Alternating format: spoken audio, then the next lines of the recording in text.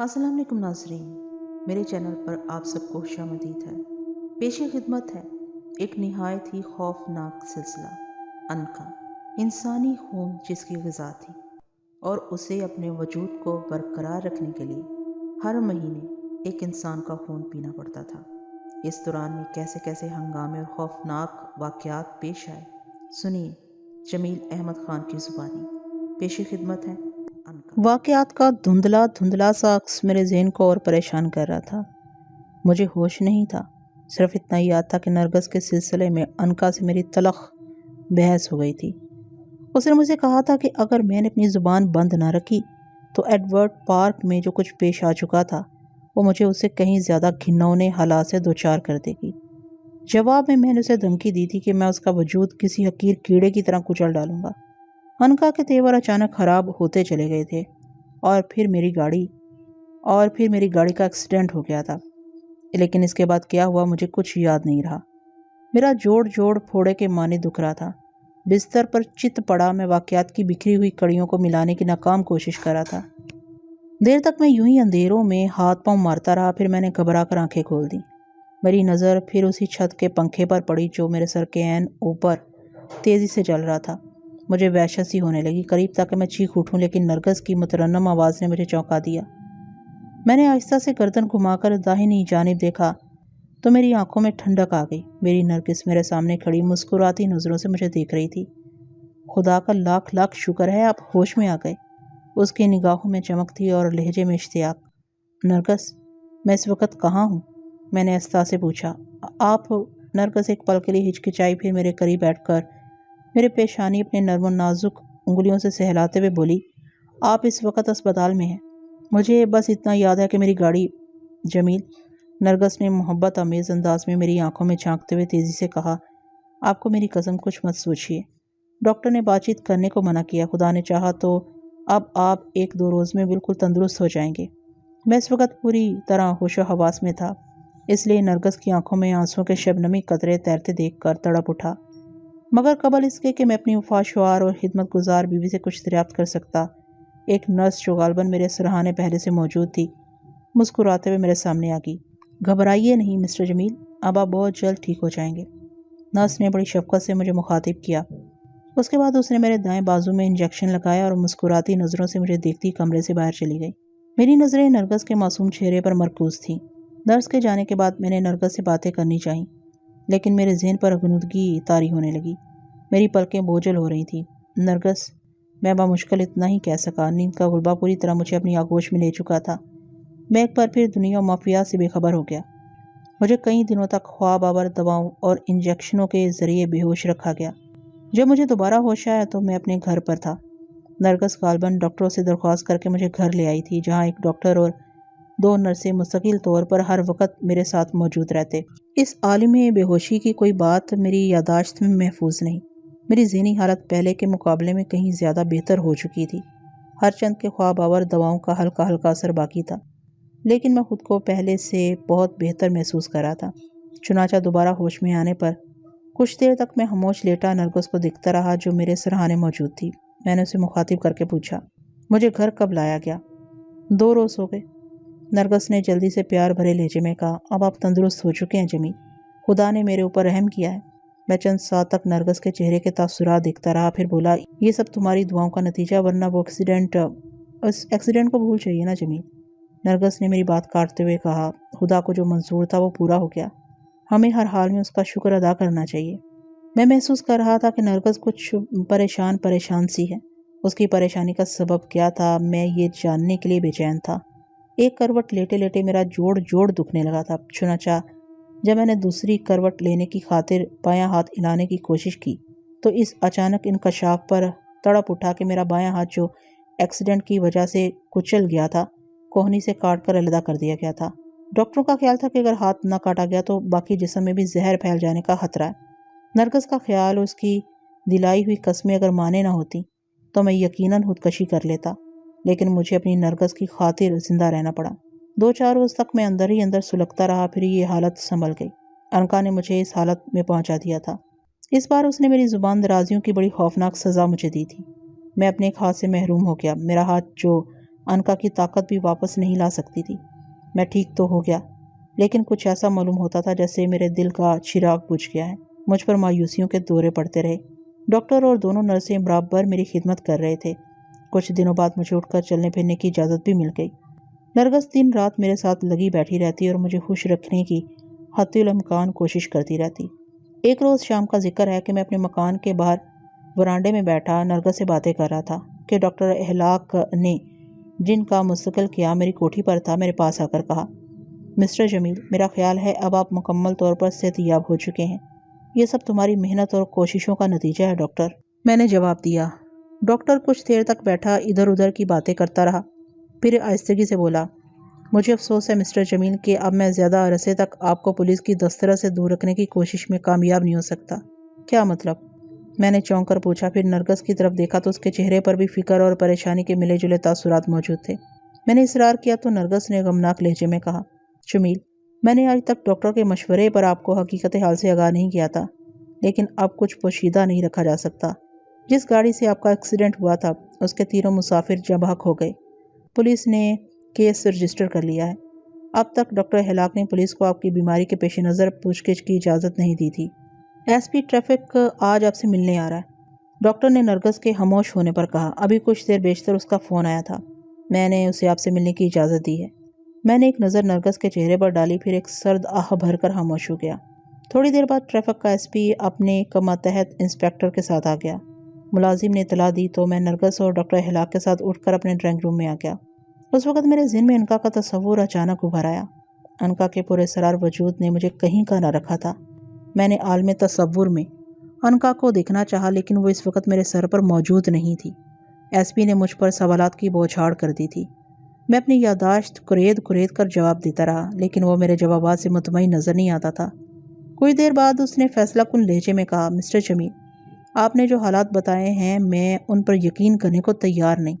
ہو سکتا ہے آپ کے کسی وکیل یا بیرسٹر نے آپ کو یقین دلایا ہو کہ انکا نامی کسی پرسرار وجود کی آڑ لے کر آپ خود کو سزا سے بچا سکتے ہیں، لیکن مجھے یقین ہے کہ عدالت ان باتوں کو بیہودہ اور لغو قرار دے دے گی۔ میں آپ کو قانونی چارہ جوئی کرنے سے باز نہیں رکھ سکتا، مگر جو کچھ میں نے انکا کے بارے میں کہا ہے وہ بھی غلط نہیں ہے۔ میں نے ایس پی کو گھورتے ہوئے بے پرواہی سے کہا تو وہ یک لخت کھڑا ہوا اور انسپیکٹر مخاطب کر کے بولا، مسٹر ساجد، مسٹر جمیل کو حراست میں لے لو۔ انسپیکٹر جو اب تک خاموش بیٹھا ہماری گفتگو سن رہا تھا، اچانک یوں پھٹ پڑا جیسے اس کا ذہنی توازن خراب ہو گیا۔ اس نے ایس پی ٹریفک کو، جس کا نام منوہر لال تھا، حشم کی نظروں سے گھورتے ہوئے کہا، مجھے افسوس ہے جناب کہ میں اس سازش میں آپ کا شریک نہیں بن سکتا۔ واٹ؟ ایس پی نے چنگاڑتی ہوئی آواز میں کہا، پھر انسپیکٹر کو قہر آلود نظروں سے دیکھتے ہوئے بولا، کہیں تمہارا دماغ تو خراب نہیں ہو گیا؟ جانتے ہو تم اس وقت کس سے مخاطب ہو؟ مجھے پتا ہے کہ اس وقت میں ایک ایسے ہندو آفیسر سے ہم کلام ہوں جو چند ماہ بیشتر بھی ایک مسلمان معزز شہری کو تعصب کا نشانہ بنا چکا ہے۔ انسپیکٹر نے بگڑے ہوئے تیور سے جواب دیا، اس وقت تم اپنے اثر و رسوخ کی وجہ سے بچ گئے تھے، لیکن اس بار میں تمہارے خلاف گواہی دوں گا کہ تم نے میری موجودگی میں مسٹر جمیل سے 50,000 کی رشوت طلب کر کے اپنی مجرمانہ ذہنیت کا ثبوت دیا ہے۔ انسپیکٹر کے اس جملے پر ایس پی منوہر لال کے علاوہ میں اور نرگس بھی چونکے بغیر نہ رہ سکے۔ ڈاکٹر اخلاق بھی حیرت سے آنکھیں پھاڑے انسپیکٹر کو گھورا تھا۔ منوہر لال نے مجھ سے رشوت کی کوئی بات نہیں کی تھی۔ بہرحال ایس پی کا چہرہ غصے سے تمتما اٹھا۔ اس نے غضبناک تیوروں سے انسپیکٹر کو گھورا، کیا تم میرے حکم کی تعمیل کرنے سے انکار کی جرات کر سکو گے؟ ایس پی منوہر لال کا آپے سے باہر ہونا قدرتی بات تھی۔ وہ اٹھا اور انسپیکٹر کو آنکھیں دکھاتا ہوا باہر چلا گیا۔ دوبارہ اندر آیا تو اس کے ساتھ 3 مسلح سپاہی تھے۔ انسپیکٹر نے اپنا دفاع کرنے کی خاطر ریوالور نکال لیا تھا، لیکن اسے بیشتر کہ وہ منوہر لال پر فائر کرتا۔ مسلح سپاہیوں نے اسے جکڑ لیا۔ بعد میں مجھے گرفتار کر لیا گیا۔ نرگس میری گرفتاری پر پھوٹ پھوٹ کر رونے لگی۔ ڈاکٹر اخلاق بدستور حیران کھڑا موقع کی نزاکت پر غور کر رہا تھا۔ میں نے نرگس کو مناسب الفاظ میں صبر کرنے کی تلقین کی اور خاموشی سے باہر آ کر پولیس جیپ میں بیٹھ گیا۔ مجھے خود بھی حیرت تھی کہ انسپیکٹر نے مجھے بچانے کی خاطر منوہر لال پر ایک ایسا الزام تراشنے کی کوشش کیوں کی جو قطعی بے بنیاد تھا، اور ایسی صورت میں جبکہ میری اسے کوئی شناسائی نہیں تھی۔ بہرحال حالات نے مجھے گنگ کر رکھا تھا۔ منوہر لال راستے بھر مجھے اشتعال انگیز انداز میں دیکھتا رہا۔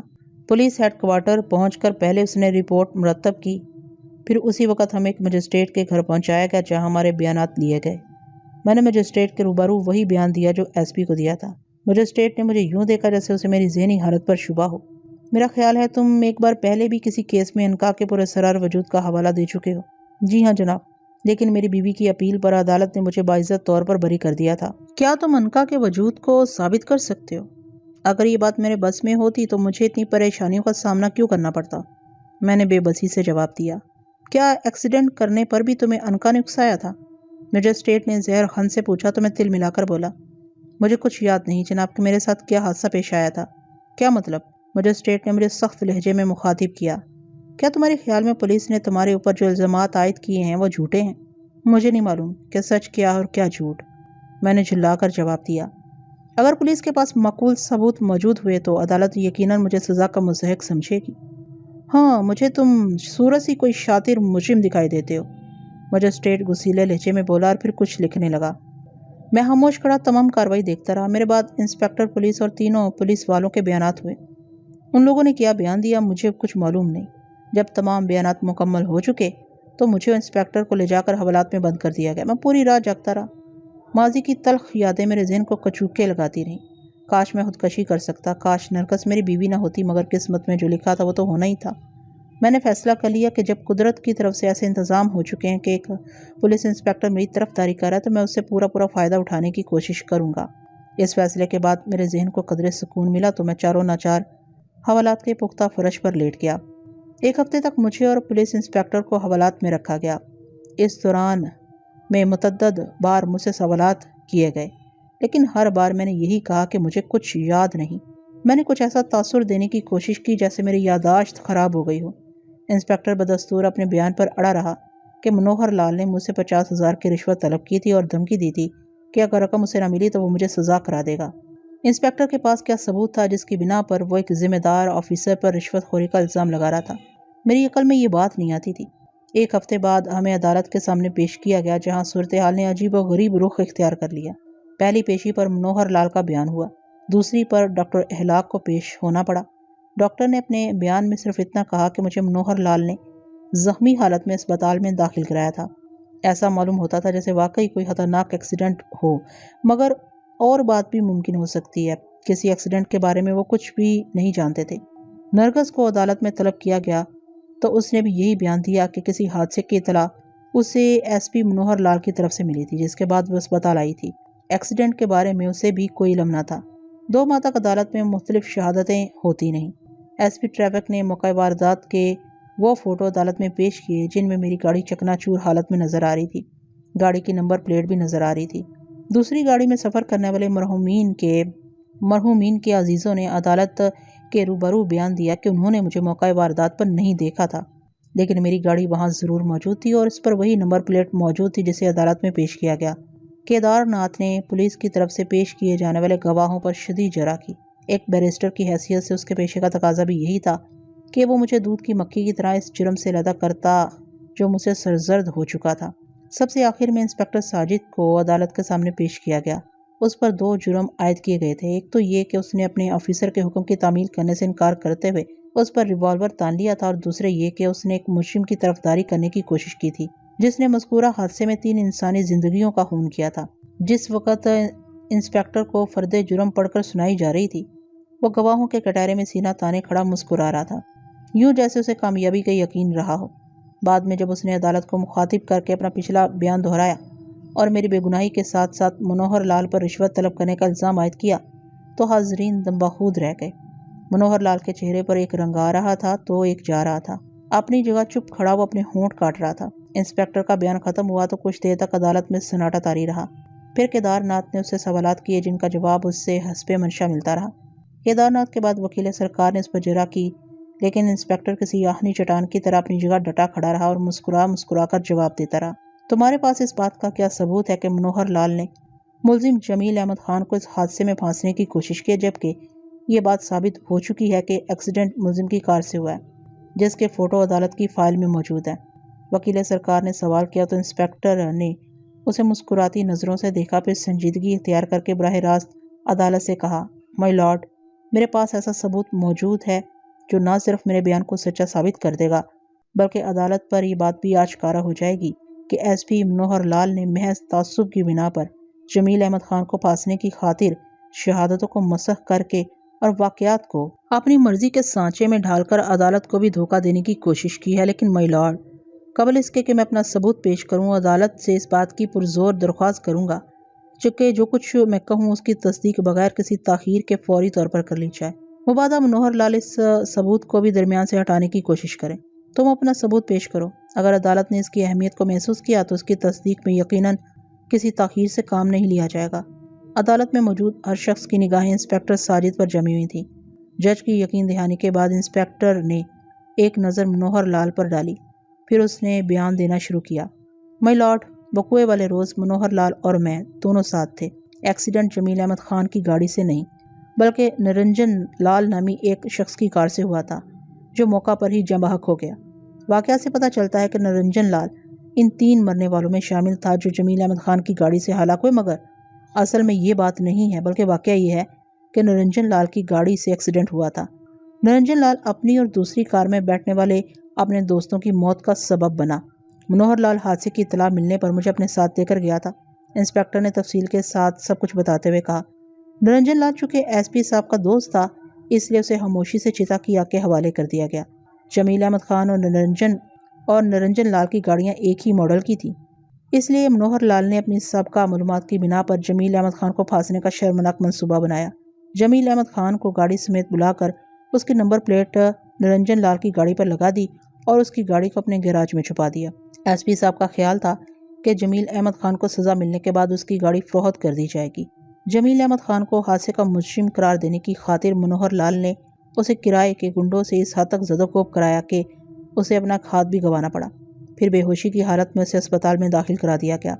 انسپکٹر ساجد نے اپنا سلسلہ کلام جاری رکھتے ہوئے کہا، منوہر لال نے یہ تمام ڈرامہ اس خوبصورتی سے سٹیج کیا کہ کسی کو ذرا برابر شبہ بھی نہ ہو سکا۔ مجھے اس بات کی دھمکی دی گئی کہ اگر میں نے زبان کھولنے کی کوشش کی تو مجھے بھی کسی جھوٹے مقدمے میں ملوث کر دیا جائے گا۔ میں خاموش رہا، مگر جب ایس پی منوہر لال نے 50,000 کی رقم بے گناہ جمیل سے طلب کی تو میں چپ نہ رہ سکا۔ انسپکٹر کے بیان سے حاضرین میں کانا پھوسی شروع ہو گئی تھی۔ منوہر لال غصے میں کھڑا دانت پیس رہا تھا۔ وکیل سرکار نے ایک اچٹتی سی نظر منوہر لال پر ڈالی، پھر انسپکٹر کو مخاطب کر کے پوچھا، کیا تمہیں یقین ہے کہ ملزم کی کار اس وقت بھی صحیح و سالم حالت میں منوہر لال کے گیراج میں موجود ہوگی؟ مائی لارڈ، انسپکٹر نے براہ راست جج سے کہا، میں اتنے دنوں تک اپنی زبان محض اس لیے بند رکھی تھی کہ منوہر لال نے پیش آنے والے حادثے کے دوسرے ہی روز جمیل احمد خان کی کار کو اپنے گیراج سے ہٹا کر کسی دوسری جگہ منتقل کر دیا تھا۔ جس روز منوہر لال نے جمیل احمد خان کو گرفتار کیا اس روز میرے مخبروں نے اطلاع دی تھی کہ کار کو نرنجن لال کے گیراج میں پہنچا دیا گیا ہے۔ اگر میری اطلاعات غلط نہیں ہے تو وہ کار آج بھی نرنجن لال کی کوٹھی سے برآمد کی جا سکتی ہے۔ میں عدالت سے اپیل کروں گا کہ آج کی کارروائی ختم ہونے سے پہلے نرنجن لال کی کوٹھی کی تلاشی لی جائے، ورنہ منوہر لال یقیناً اس اہم ثبوت کو بھی تباہ کر ڈالے گا۔ میں پولیس کی حراست میں کھڑا حیرت سے پلکیں چپکا رہا تھا۔ انسپکٹر کا بیان میرے لیے ناقابل یقین تھا، اس لیے کہ یہ بات مجھے بخوبی یاد تھی کہ وہ ہولناک حادثہ میری ہی کار سے رونما ہوا تھا، لیکن میں نے اس موقع پر اپنی زبان بند ہی رکھی۔ جج نے کچھ دیر غور و خوض کرنے کے بعد عدالت برخاست کر دی اور میرے وکیل کے اصرار پر خود پولیس کی جماعت کے ساتھ نرنجن لال کی کوٹھی پر گیا، جہاں گیراج سے ایک ایسی کار برآمد ہوگی جو رنگ اور ماڈل کے اعتبار سے میری جیسی کار تھی، لیکن اس پر جو نمبر پلیٹ موجود تھی وہ نرنجن لال کی کار کی تھی۔ جج نے کار کو تفتیش کی غرض سے ایک دوسرے ایس پی کے حوالے کیا اور مقدمے کی کارروائی اگلی پیشی تک ملتوی کر دی۔ 15 روز تک مجھے کسی بات کا علم نہ ہو سکا۔ 16ویں روز جب مقدمہ دوبارہ پیش ہوا تو مجھے باعزت طور پر بری کر دیا گیا۔ ایس پی منوہر لال کو اپنی پوزیشن کا ناجائز استعمال اور عدالت کو دھوکہ دینے کے الزام میں گرفتار کر لیا گیا۔ انسپکٹر ساجد کو عدالت کی جانب سے انعام کا مستحق قرار دیا گیا۔ نرگس نے میری رہائی کے احکام سنے تو خوشی سے بےتاب ہو کر بھری عدالت میں مجھ سے لپٹ گئی۔ میں نے انسپکٹر کا شکریہ ادا کیا، پھر حیران و پریشان عدالت سے باہر نکل آیا۔ نرگس کو مقدمے کی کارروائی سے زیادہ میری رہائی کی خوشی تھی، لیکن میں سنجیدگی سے سوچ رہا تھا کہ آخر یہ سب کچھ کیوں کر ممکن ہو گیا۔ وہ کون سی قوت تھی جس نے ناممکنات کو ممکن کر دکھایا؟ اچانک میرے ذہن میں انکا کا پراسرار تصور ابھر آیا، جو حیرت انگیز اور ناقابل یقین قوتوں کی مالک تھی۔ اس کے لیے کوئی چیز ناممکن نہیں تھی۔ حادثے سے قبل اس نے مجھ سے کہا بھی تھا، جمیل تمہیں ہوش میں لانے کے لیے نہ جانے کتنے تماشے مجھے اور دکھانے پڑے۔ انکا کا تصور آتے ہی واقعات کی الجھی ہوئی گرہیں آپ سے آپ کھلتی چلی گئی۔ مجھے یقین تھا کہ یہ سب انکا کی پراسرار شخصیت کا کیا دھرا ہے۔ اسی نے مجھے پہلے ایک حادثے سے دوچار کیا، پھر اسی کی وجہ سے مجھے ایک حادثے بھی ہاتھ دھونا پڑا۔ اب اسی کی پراسرار قوت کا نتیجہ تھا کہ میں کسی یقینی سزا سے گلو خلاصی حاصل کر کے واپس اپنے گھر جا رہا تھا۔ انکا کے منحوس وجود نے مجھے کہیں کا نہ رکھا تھا۔ میں نے عالم تصور میں ایک بار پھر انکا کو دیکھنا چاہا، لیکن وہ میرے سر پر موجود نہیں تھی۔ غالباً ابھی تک وہ انسپکٹر ساجد کے سر پر اپنا تسلط جمائے ہوئے تھی۔ گھر پہنچ کر نرگس نظر و نیاز کے معاملوں میں الجھ گئی۔ میں آرام کرنے کی غرض سے اپنے کمرے میں چلا گیا۔ 2 روز تک کوئی قابل ذکر بات پیش نہیں آئی، سوائے اس کے کہ میرے مقدمے کی کارروائی اور منوہر لال کی گرفتاری کی خبریں روزانہ اخباروں میں ملی جلی سرخیوں میں شائع ہو رہی تھی۔ میرے دفتر کے لوگ اور دوسرے واقف کار صبح سے شام تک میری مزاج پرسی کی خاطر آتے رہتے، لیکن نرگس میری ہدایت پر انہیں بڑی خوبصورتی سے ٹالتی رہتی۔ میں اپنا کٹا ہوا ہاتھ لے کر لوگوں کے سامنے آنے سے کترانے لگا تھا۔ تیسرے روز بھی میں حسب معمول صبح کی ضروریات سے فارغ ہو کر اپنے بستر پر لیٹا اخبار دیکھ رہا تھا کہ نرگس مسکراتی ہوئی میرے پاس آئی۔ اس کے ہاتھ میں بادامی رنگ کا کوئی لفافہ موجود تھا، چہرہ تازہ گلاب کی طرح کھلا ہوا تھا۔ کوئی خاص بات ہے؟ میں نے اخبار سے نظر ہٹا کر پوچھا۔ بہت زیادہ خوش نظر آ رہی ہو۔ ہاں جمیل، خدا نے میری سن لی۔ بات کیا ہے؟ آپ بتائیے کہ ایسی کیا بات ہو سکتی ہے؟ نرگس نے میرے برابر بیٹھ کر بڑے پیار سے پوچھا۔ کیا پولیس نے میری گاڑی واپس کر دی ہے؟ میں نے دریافت کیا۔ جی نہیں، اس سے بھی کہیں زیادہ خوشی کی بات ہے۔ چلو میں اپنی ہار تسلیم کرتا، تم ہی بتا دو۔ میں نے نرگس کے خوبصورت بالوں کو سہلاتے ہوئے کہا تو وہ وفورے جذبات سے مغلوب ہو کر مجھ سے لپٹ گئی، پھر بولی، جمیل ڈیڈی ہمیں لینے آ رہے ہیں۔ کیا انہوں نے تمہاری اور میری خطائیں معاف کر دی ہیں؟ میں نے تعجب سے پوچھا۔ ہاں، نرگس نے میرے سینے سے سر اٹھا کر میری آنکھوں میں جھانکتے ہوئے جواب دیا۔ ڈیڈی نے اخبارات میں ہمارے حالات پڑھ کر ہمیں معاف کر دیا ہے۔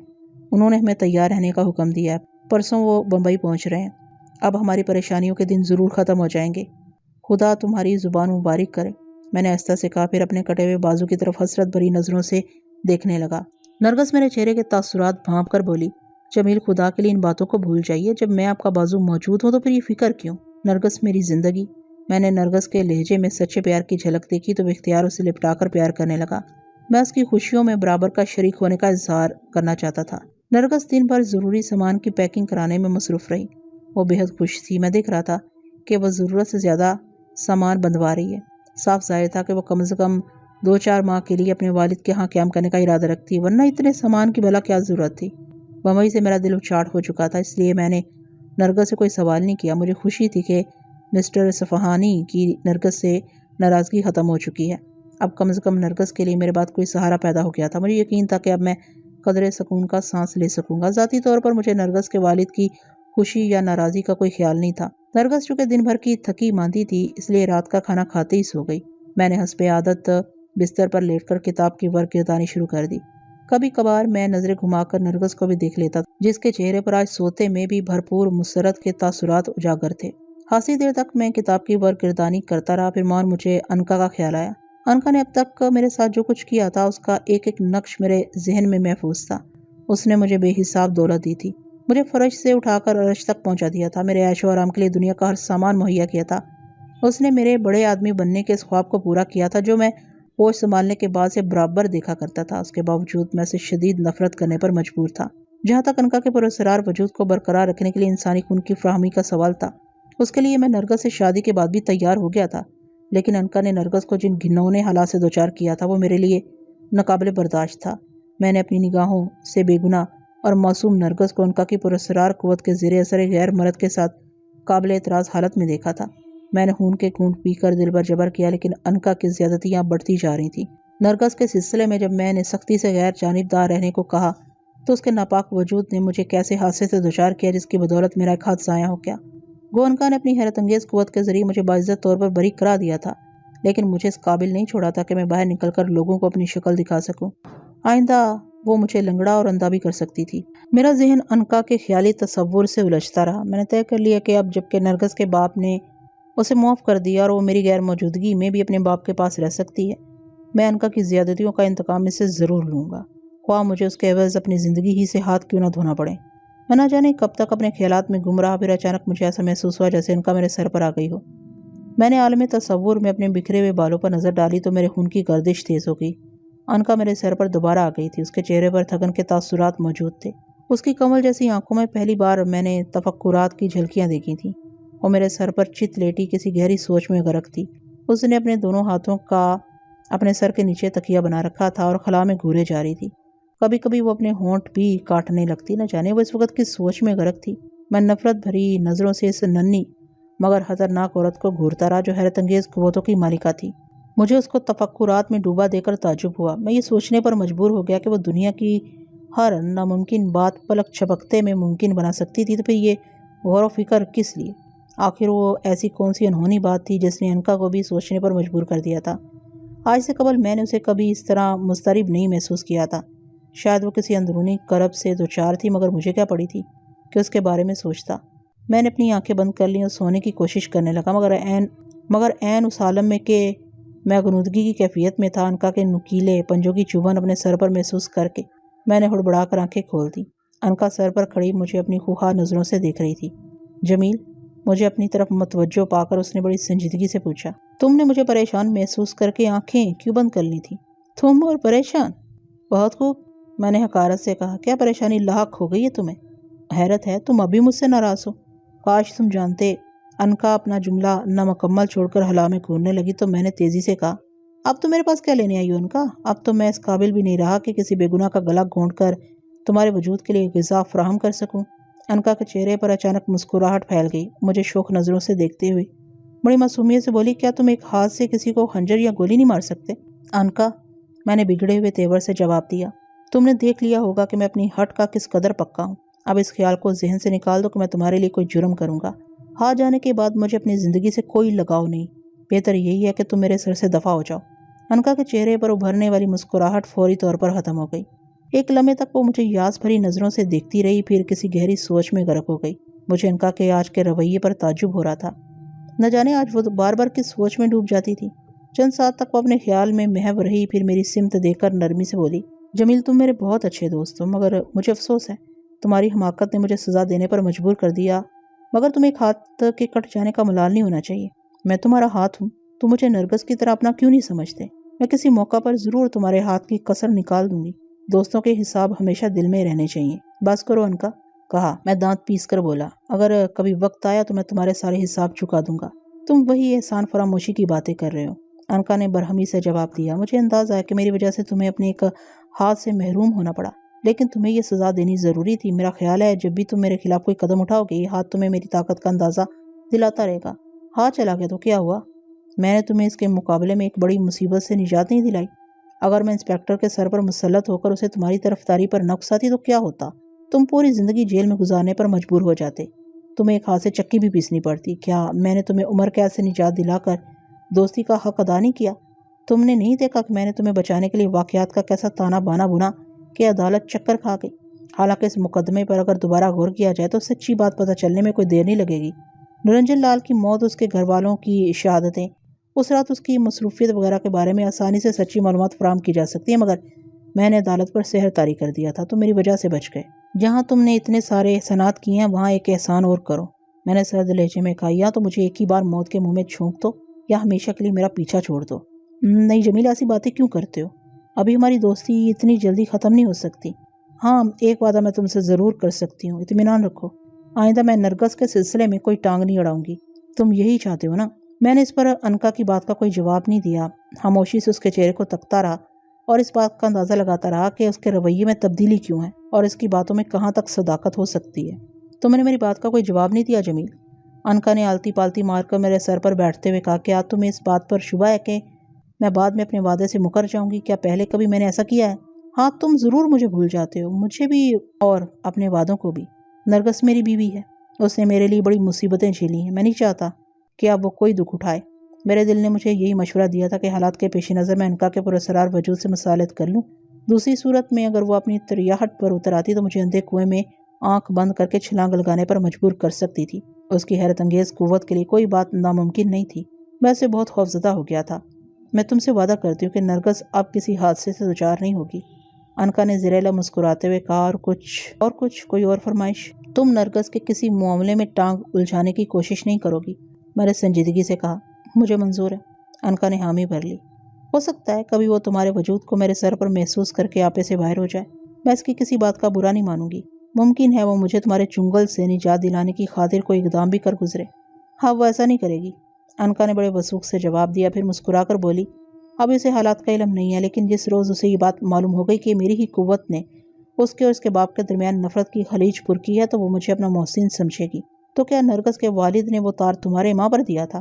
ہاں جمیل، انکا نے بڑے دلاویز انداز میں مسکراتے ہوئے کہا، بمبئی میں تمہارا اور نرگس کا رہنا یوں بھی اب مناسب نہیں ہے۔ بہتر یہی ہے کہ تم دونوں کچھ عرصے کے لیے یہاں سے ہٹ جاؤ۔ مان میرے ذہن میں خیال نے بڑی سرعت سے سر ابھارا، انکا مجھے بمبئی سے دور رہنے کا مشورہ کیوں دے رہی ہے؟ کیا اس میں کوئی خاص مصلحت ہے؟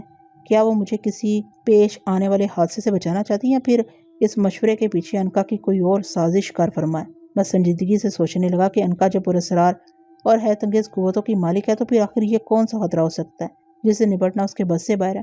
دوسری طرف یہ خیال بھی مجھے نہ جانے کیوں پریشان کر رہا تھا کہ انکا نے اچانک نرگس اور اس کے باپ کے درمیان مصالحت کرانے کی اسکیم کیوں مرتب کر ڈالی؟ کیا اس میں بھی کوئی راز پوشیدہ ہے؟ کچھ دیر تک میں ذہن میں گڑ مڑ ہونے والے ان سوالات پر غور کرتا رہا۔ پھر میں نے انکا کی سمت دیکھا، وہ اب میرے سر پر اوندھی لیٹی تھی۔ اس نے دونوں کوہنیاں میرے سر پر ٹیک رکھی تھی اور اپنی ہتھیلیوں پر تھوڑی ٹکائے مجھے مسکراتی نظروں سے دیکھ رہی تھی۔ اس کی آنکھوں میں کسی سازش کی بجائے میرے لیے پیار جھلک رہا تھا۔ ایک لمحے کے لیے میں گڑبڑا گیا، لیکن پھر میں نے بڑے محتاط لہجے میں سوال کیا، کیا بمبئی میں میرے اور نرگس کے لیے کوئی خطرہ درپیش ہے؟ میرے ہوتے ہوئے تمہیں یا نرگس کو کبھی کوئی خطرہ پیش نہیں آ سکتا۔ جب تک میں تم دونوں پر مہربان ہوں تمہیں گھبرانے کی ضرورت نہیں۔ تم غیر ضروری باتیں کیوں سوچ رہے ہو جمیل؟ پھر تم ہمیں بمبئی چھوڑنے کا مشورہ کیوں دے رہی ہو؟ کیا اس میں کوئی خاص مصلحت ہے؟ انکا یک لخت سنجیدگی سے بولی، پھر اٹھ کر دوبارہ میرے سر پر یوں ٹہلنے لگی جیسے وہ کسی غم سے دوچار، کوئی خیال اسے اندر ہی اندر ستا رہا ہو۔ میں خاموشی سے اس کی کیفیت کا اندازہ لگاتا رہا۔ وہ چند ساتھ تک چہل قدمی کرتی رہی، پھر پلٹ کر مجھ سے بولی، جمیل کیا تمہیں اس بات کی خوشی نہیں ہے کہ نرگس کے باپ نے تم دونوں کو سچے دل سے معاف کر دیا ہے اور اب وہ تمہیں لینے آ رہا ہے؟ اس سے زیادہ خوشی مجھے اس بات کی ہے کہ نرگس خوش ہے، میں نے جلدی سے کہا، پھر بولا، مگر میرے بمبئی میں قیام کرنے میں حرج کیا ہے؟ انکا نے میرے سوال پر مجھے یوں گھور کر دیکھا جیسے میرے خیالات پڑھنے کی کوشش کر رہی ہو۔ اس وقت اس کی آنکھوں میں ایک پراسرار کشش موجود تھی۔ اس نے تھوڑے توقف کے بعد کہا، سنو جمیل، تمہارے دل میں جو وسوسے اٹھ رہے ہیں انہیں اپنے ذہن سے نکال دو۔ میرا نام انکا ہے۔ بہت سی پراسرار قوتیں مل کر بھی مجھے کوئی گزند نہیں پہنچا سکتی۔ مجھے ناممکن کو ممکن بنانا آتا ہے۔ تم اگر فی الحال بمبئی میں رہنا چاہتے ہو تو بڑے شوق سے رہو، مجھے کوئی اعتراض نہیں۔ جب وقت آئے گا میں تمہیں ان حالات سے باخبر کر دوں گی جس کے پیش نظر میں نے تمہیں بمبئی چھوڑنے کا مشورہ دیا تھا۔ انکا ایک ہی سانس میں کہہ گئی، پھر بولی، جب میں نے تم کو بڑی بڑی مصیبتوں سے نجات دلائی تو میرے کسی آڑے وقت پر تم کیسے انکار کر سکتے ہو؟ کیا مطلب؟ میں نے چونکتے ہوئے پوچھا، کیا تم مجھے اپنی کسی ضرورت کے تحت یہاں سے ہٹانا چاہتی ہو؟ ہاں، لیکن مطمئن رہو وہ ضرورت انسانی خون کی نہیں ہے۔ میں نے انکا کی آنکھوں میں بدستور جھانکتے ہوئے سوال کیا۔ جمیل، میں قبل از وقت تمہیں پوری تفصیل ہرگز نہیں بتاؤں گی۔ بس اتنا سمجھ لو کہ اگر اس موقع پر تم میرے کام آ گئے تو پھر تمام زندگی عیش کرو گے۔ میں تمہیں کبھی کسی بات کے لیے مجبور نہیں کروں گی، تم جو کہو گے وہی کروں گی، یہ میرا وعدہ ہے۔ انکا کی باتوں کا مقصد میں نہ جان سکا۔ بہرحال اس بات کا مجھے یقین تھا کہ وہ اس وقت مجھ سے جو کچھ کہہ رہی ہے وہ ضرور پورا کرے گی۔ میں کچھ دیر تک حالی نظروں سے انکا کو تکتا رہا۔ خلاف توقع وہ آج کچھ زیادہ ہی شرافت کی جون میں نظر آ رہی تھی۔